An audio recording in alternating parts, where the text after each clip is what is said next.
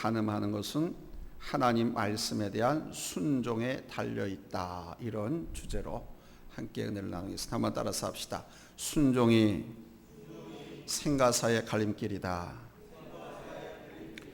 저 유명한 유태인들의 육아법 중에 아버지가 자녀들에게 들려주는 이야기가 있습니다. 동물 중에 가장 영리하기로 소문난 동물이 뭐죠? 여우죠. 이 여우 한 마리가 바닷가를 갔습니다. 그 여우는 바닷속의 물고기들에게 이렇게 속삭였습니다. 물고기 여러분, 바닷속은 위험하니까 이 육지로 올라와서 우리와 함께 삽시다. 어부들이 그물을 쳐서 여러분을 잡으려고 한답니다. 또 큰 물고기들이 여러분을 잡아먹을지도 몰라요. 그러나 이 육지에 올라오면 그런 걱정을 할 필요가 없답니다.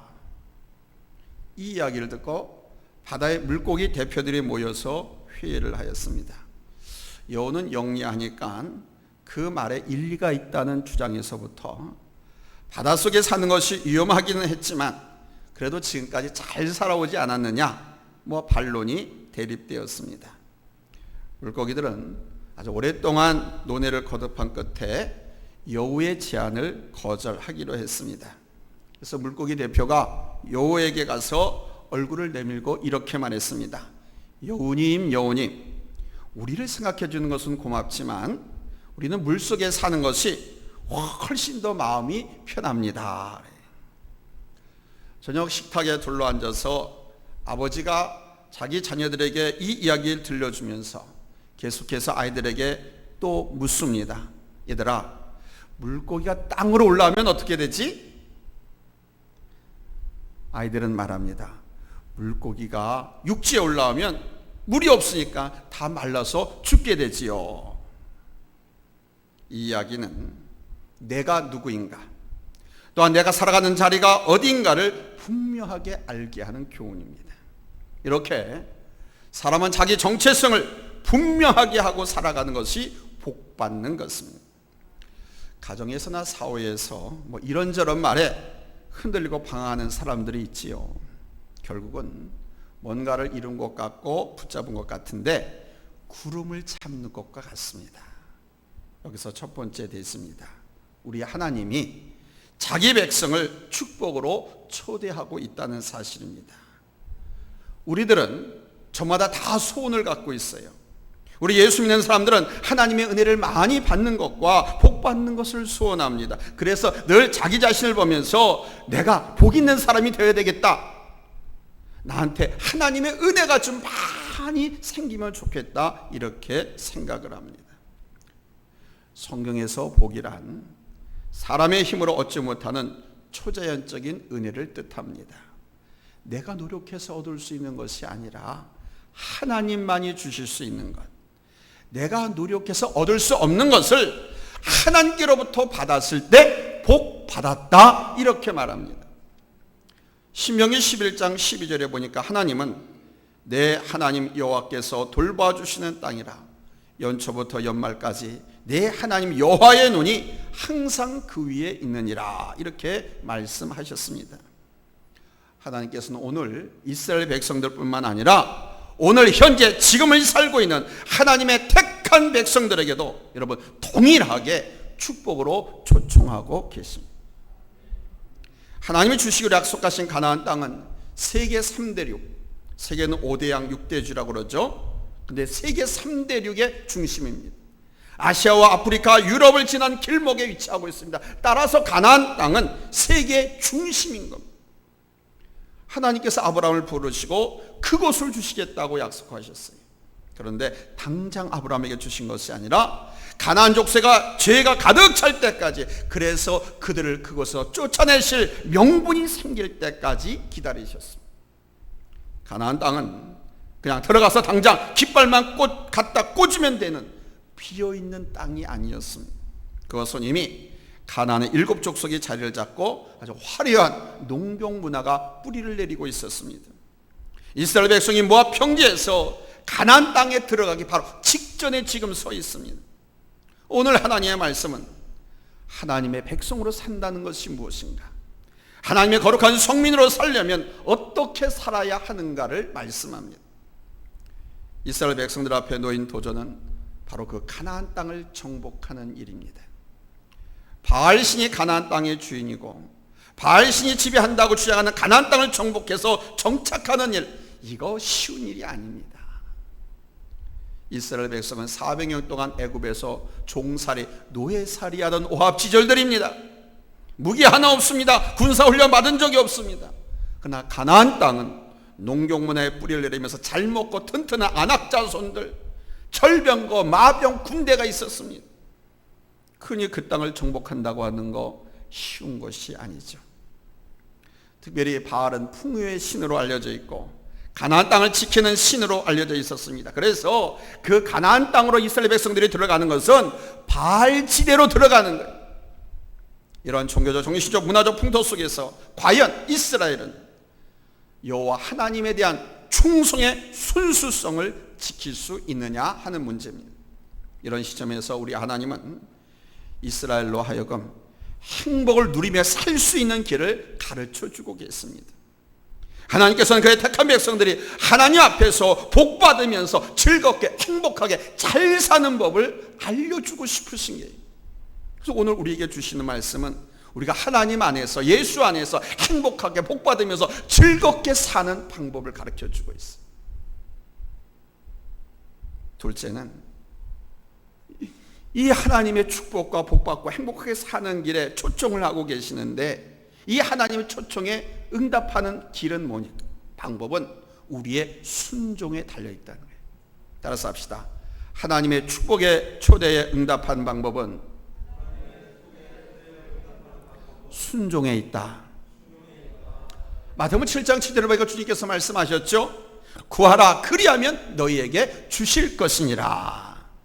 분명히 구하는 자에게 주신다고 했습니다. 찾는 자에게 찾게 해주실 것이고 두드린 자에게 열릴 것이라고 그랬습니다. 우리는 천국의 복을 쌓아놓고도 그 복을 받아 누리지 못하는 것이 얼마나 많은지 모릅니다.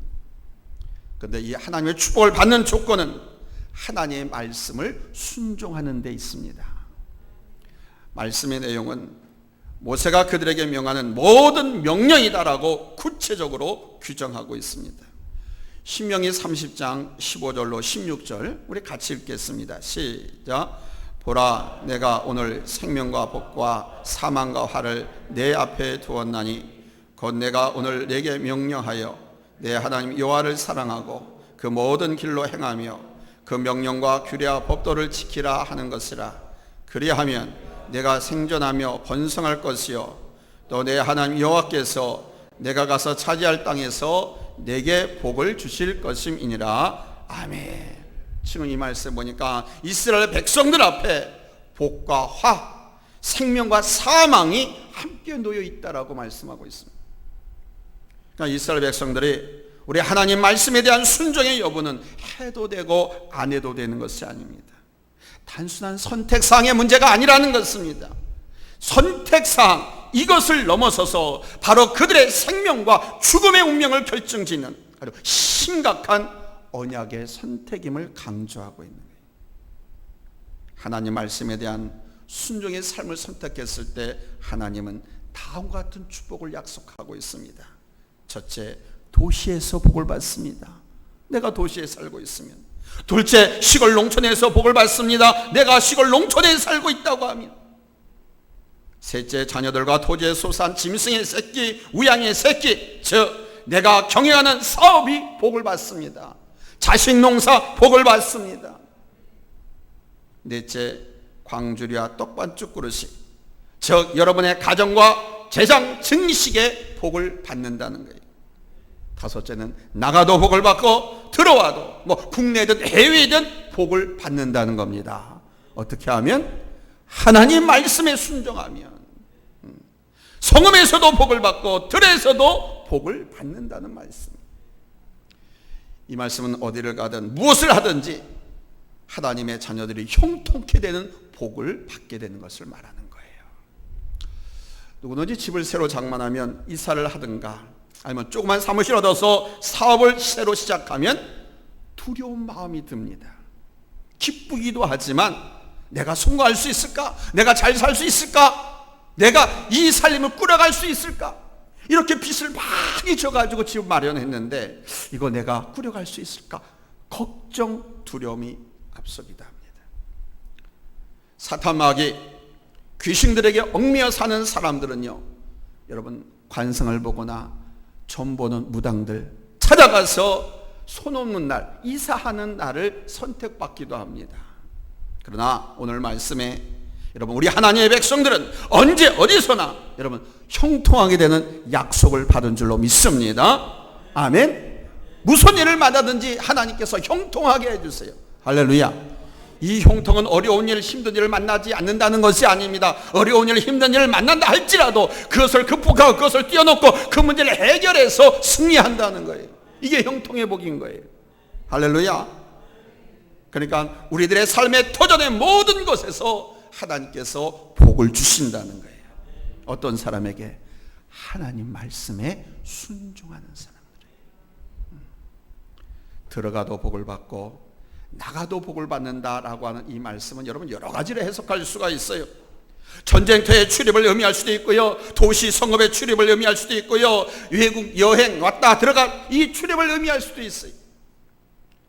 우리 하나님께서 불확실한 삶의 현실 가운데서도 언제 어디서나 나와 함께 하실 것이고 나를 지키신다는 것을 말씀하는 거예요. 태의 소생, 토지의 소산과 짐승과 우양의 새끼, 풍요와 다산의 신이라고 하는 바알 신이 주는 것으로 이스라엘 백성들에게는 알려져 있었습니다. 그러나 하나님께서는 이스라엘 백성들에게 말씀하시는 겁니다. 야, 그거는 바알이 주는 것이 아니야. 무슨 우상놈이 너희들이 만들어 세운 우상이 미신이 복을 줘? 그건 그것이 아니다. 그러니까 바알에게 기웃거리지 말라는 거예요. 셋째는 하나님 말씀에 순종하면 모든 사람들 가운데에 최고가 되게 하시겠다 그럽니다. 특별히 오늘 말씀이니까 세계 모든 민족 가운데, 할렐루야. 가을이 되면 이제 좀 더 있으면은 감나무에 감이 주렁주렁 열리고 빨갛게 홍시가 됩니다. 홍시가 익으면 여기저기서 돌멩이가 날아들고요, 아니면 나무 작대기, 막대기가 막 이리저리 휘둘러서 그 홍시를 따려고 합니다. 그렇듯이 여러분 우리 하나님의 백성이 축복을 받으면 원수 마귀가 그냥 내버려 두질 않아요. 내가 하는 일이 잘 되면요, 배가 아파서 어쩔 줄 몰라 이래저래 방해를 합니다. 그러나 여러분 하나님을 경외하는 자는, 하나님 말씀에 순종하는 자는 그 환난과 풍파 가운데서도 우리 하나님께서 지켜주시고 보호해 주신 줄로 믿습니다. 여호와는 나의 환난 날에 도움이시고 내가 피할 산성이시고 바위시라고 말씀하셨잖아요. 그래서 누구든지 내게로 오라고 말씀하시잖아요. 아멘. 하나님의 천사가 지켜줘요. 그래서 물질의 축복도 받습니다. 그 은혜를 받아서 후손들까지 복을 받게 돼요. 그뿐이랍니까? 내 집에 거하는 객이나 내 집에 일하는 하인들이나 내 집에서 키우는 소의 새끼, 양 새끼, 돼지 새끼, 고추, 과실, 농산물까지도 하나님께서 보호해 주신다고 말씀해요. 아무리 바람이 심하게 부는 한밤중이라 할지라도 사방을 다 둘러싼 투명한 유리 속에 밝게 타오른 촛불은 꺼지질 않잖아요. 그렇듯이 여러분 하나님의 말씀에 순종하는 성도는 사방으로 둘러싸인 보하신 가운데서 여러분 평안의 복을 누리게 되는 줄로 믿습니다.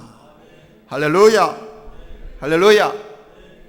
여러분의 자녀들이 학교나 직장에서 다른 사람들보다 으뜸이 된다고 한번 생각해 보십시오. 아마 그것보다 기쁨이 없고 자랑이 없을 겁니다. 아무리 남편 또는 아내 자랑하는 것과 자식 자랑하는 것을 팔풀질이라고 하지만은 그래도 기분이 나빠요, 좋아요? 좋죠. 그래서 우리는 알게 모르게 그냥 자랑을 합니다. 내 자식이, 내 남편이 학교나 직장에서 잘 되고 으뜸이 되고 칭찬받고 상을 받고 막 그런다고 하면 자랑을 합니다. 여러분 우리 하나님께서는 당신의 택한 우리들이 세상 가운데서 여러분 으뜸이 되기를 원하세요. 이스라엘 백성은 스스로가 강한 것이 아니었습니다. 바로 주변 사람들이 그들이 여호와의 이름을 일컬을 보고 세계 만민이 두려워하는 그런 존재로 만드시겠다는 거예요. 종이 있잖아요. 이 종이. 이 종이는 약해요. 잘 아시잖아요. 이 종이 자체는 그냥 갈기갈기 찢어집니다. 막 약해서 잘 아시잖아요. 그러나 이 종이가 철판이나 담벼락에 딱 풀칠해서 붙어 있으면 찢어지지가 않습니다. 담벼락에 깨지거나 철판이 갈라지기 전에는 절대로 찢어지지 않습니다. 그렇듯이 여러분, 하나님은 우리의 방패가 되시고 우리의 삶의 반석이 되신 줄로 믿습니다. 나를 도우시는 하나님이신 줄로 믿습니다. 나의 산성이 되신 줄로 믿습니다. 나의 구원의 능력이 되신 줄로 믿습니다. 따라서 하나님의 자녀들은 어떤 경우 환난 풍파 가운데서도 여러분 흔들리지 않고 패배할 수 없는 줄로 믿습니다. 하나님이 붙드시고 하나님이 지켜주시고 하나님이 형통케 하시는, 할렐루야. 오늘 이스라엘 백성들에게 축복을 약속하시고 보장하시는 하나님은 나의 하나님이 되시는 거예요. 정치경제 사회적으로 지금 얼마나 많은 장벽들이 있고 얼마나 어려운 시절을 우리가 보내고 있는지 몰라요. 그럼에도 불구하고 여러분, 우리가 믿음으로 온전히 서면, 믿음으로 하나님 말씀에 순종하면 하나님께서 모든 것을 여러분 형통하게 하실 줄로 믿습니다. 할렐루야. 원수 마귀 사탄이 막 이리저리 막 흔들어대면서 방해하지만 여러분 어떤 경우에라도 거기에 미혹되거나 휩쓸리거나 흔들리지 말기를 바랍니다. 이런 시대에 우리를 달아보신다고 그랬잖아요. 이런 시대에 우리를 기질해 보신다고 했잖아요. 이 말씀을 기억해서 절대로 여러분 흔들리지 않기 바랍니다. 아멘. 베드로가 풍랑이는 바다 위를 걸어오면서 주님을 바라봤습니다. 주님께서 내게로 오라 하니까 그 주를 바라보고 배에서 내려서 주님께로 갔습니다. 한참을 가다가 베드로의 몸이 바닷물에 쑥 빠졌습니다. 왜? 주님만 바라보고 갈 때는 물 위를 걸었는데 가만히 있으면 내가 어디에 있지? 물 위에 있네? 이게 뭐야? 하면서 물을 바라본 성문이 쑥 빠져버린 거예요. 베드로의 시선이 예수님에게서 바다를 물로 향했을 때, 그때 베드로가 말하잖아요. 주님 살려주세요, 살려주세요. 내가 물에 빠져 죽게 되었나이다. 그때 주님 뭐라고 하십니까? 그 베드로를 끌어올리면서 믿음이 작은 자여 왜 의심하였느냐. 여러분, 우리의 시선이 십자가에서, 우리의 시선이 우리 주님에게서 세상으로 향하면 실패하게 됩니다. 세상 한복판에 살고 있는데 목사님, 그러면 세상을 안 보고 뭘 본단 말입니까? 세상 속에서도 환경과 문제 앞에서도 여러분 하나님을 바라보세요. 아멘. 하나님의 말씀을 부여잡으라는 거예요. 아멘. 하나님의 인도와 약속을 붙잡으라는 거예요. 아멘. 그러면 다 이겨낼 수가 있어요. 내가 이만큼 하는데 하고 교만하고 세상을 바라보면 여지없이 무너지는 거예요. 오늘 하나님께서 모세를 통해서 이스라엘 백성들에게 하신 축복이 있습니다. 그 축복 첫째는 세계 모든 민족 위에 뛰어나게 하실 것이라는 약속. 둘째는 말씀하신 도시에서도 들에서도 나가도 들어와도 태의 소생 육축 가축 소생 복을 받는다는 것. 이 모든 복이 임하여 미친다는 것. 이 열거된 모든 복이 여러분 이스라엘 민족에게 임하게 되면 당연히 이스라엘은 모든 민족 위에 뛰어나게 될 줄로 믿습니다. 그 결과가 지금 드러나고 있잖아요. 세계 정치, 경제, 학문, 연구 모든 분야에서 모든 톱을 차지하고 있는 사람들이 유태인들입니다. 세계 각지에 흩어져서 각 나라의 정치, 경제, 사회, 문화, 산업 모든 부분에 영향을 끼치고 컨트롤하고 있는 사람들이 바로 이 하나님의 백성들 유태인들입니다. 그 작은 나라에서. 또한 여러분 이 짧은 구절 속에 여호와 하나님이라는 단어를 3번씩 반복해서 사용하고 있습니다. 반복한다라고 하는 것은 강조가 의미가 있다고 그랬죠. 했던 설교 또 하고 또 한다. 그만큼 그 설교가 중요하기 때문에 또 하는 거예요. 저 목사님 준비 안 하고 그래서 했던 설교 또 하네, 이렇게 오해하지 마세요. 자주 듣고 자주 보고 자주 하는 것 그만큼 중요하기 때문에, 또한 그 선포된 말씀대로 성도들이 살지 않으니까 또 다시 한번 확인시켜주면서 끌어가기 위해서 설교하는 거예요. 짧은 구절 속에 여호와 하나님 3번씩, 무슨 말이냐, 이 모든 열거된 축복, 하나님의 절대적인 약속이라고 하는 것을 강조한 겁니다. 오늘 말씀은 바로 저 가나안 땅에 만연된 잘못된 허상의 도전을 깨뜨리고 모든 것을 주관하시는 분이 바로 우리 하나님이심을 분명히 하면서 이스라엘 백성들에게 분명한 선택을 요구하고 있는 거예요. 이스라엘 백성들에게 분명한 선택을 요구합니다. 지금 그 선택의 요구는 나를 향하고 있습니다. 나에게 선택을 요구하고 있습니다. 그래서 우리의 미래는 이제 나의 선택에 달려있는 것이고, 그 선택의 긍정적인 결과는 복의 부분에 아주 구체적으로 나와 있고요, 부정적인 결과는 나머지 저주 부분에 잘 나와 있습니다. 우리 하나님은요, 우리 인간들의 죄와 잘못된 선택에 대해서 기계적으로 심판을 내리시는 분이 아니십니다. 우리 자녀들이 성장해서 독립적으로 어떤 판단을 내리기를 기대하듯이 우리 하나님도 당신의 택한 백성들의 인격적인 결단을 요구하고 있는 겁니다.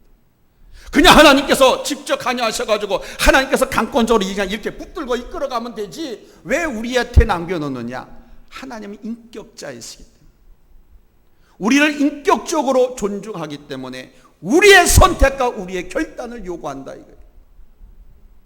그래서 이 선택에 대한 결과는 하나님께서 그대로 실행하시고, 그것이 저주라고 해도 내가 받고 복이라고 해도 내가 그 복을 받게 된다는 거예요. 이스라엘 백성들에게 저주는 예측할 수 없거나 피할 수 없는 것이 아니었습니다. 이스라엘 백성들이 저주받는 이유가 명확히 나와 있습니다. 그들이 저주받은 이유는 하나님 말씀에 불순종했기 때문입니다. 따라서 합시다. 하나님 말씀에 불순종하면 저주를 받는다. 요즘 젊은이들, 요즘 신앙생활 좀 했다고 하는 사람들 많이 말합니다. 목사님 왜 그런 식으로 설교합니까? 이분법적으로 설교합니까? 근데 이게 성경이고 이게 복음인데요, 이게 핵심인데.